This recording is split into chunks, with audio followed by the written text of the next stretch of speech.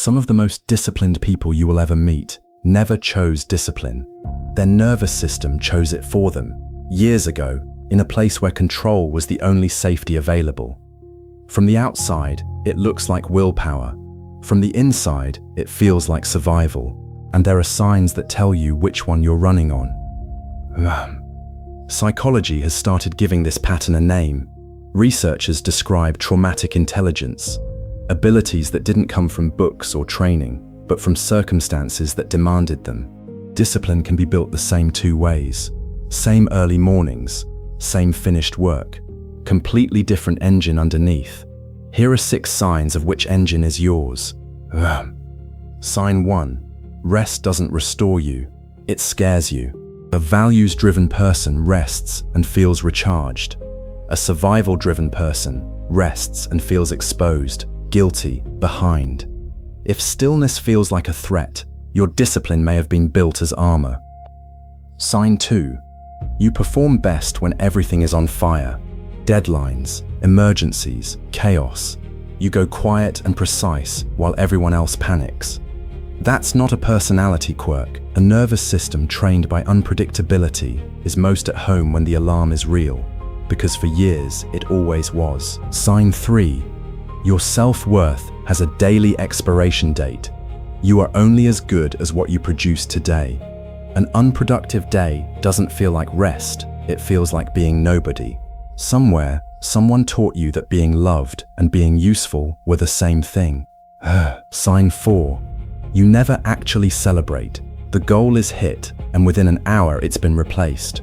Not out of ambition, but because arriving feels unsafe. Achievement can't heal what it was never meant to fix, so the target moves and the running continues. Sign 5. Any deviation feels like collapse. A skipped workout isn't a data point, it's evidence you're about to lose everything.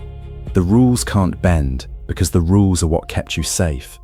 Healthy discipline has shock absorbers. Survival discipline is brittle. Sign 6, the deepest one. You can't tell the difference between discipline and punishment. The workout after a bad day isn't training, it's penance. The extra hours aren't building, they're atoning. If your regime only feels right when it hurts, it isn't discipline, it's a sentence. Now here's the twist that changes what all 6 signs mean. The disciplined person you admire and the survival-driven person you might be can look identical for years. The difference shows up in one question: what happens when you finally stop? If the answer is peace, it's discipline. If the answer is panic, it was protection. And before this feels like bad news, understand what you're actually carrying. The capacity is real, the work ethic is real, the ability to read a room, anticipate problems, perform under pressure. Those took years of involuntary training that comfortable people never got. You're not weaker than the values-driven person. You're running the same horsepower on a harder fuel. The upgrade isn't building discipline, you have it. The upgrade is changing what it runs on.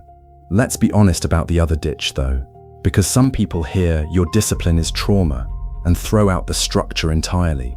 That's not healing. Structure is not the enemy. The fuel was. Abandoning every routine just moves you from over-control to drift, and drift has its own cost. So here's where to start. First, schedule rest like a rep. One evening a week where nothing is produced, on purpose, on the calendar. The discomfort you feel doing nothing is the training.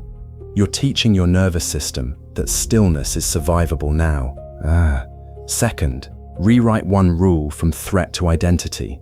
Not I train because missed days are unacceptable, but I train because I'm someone who keeps promises to myself. Same action tomorrow morning, different engine. Discipline is self-respect instead of self-defense. Third, when you slip, and you will, use the never miss twice rule, but hear what it actually says. Missing once is an accident. You're allowed.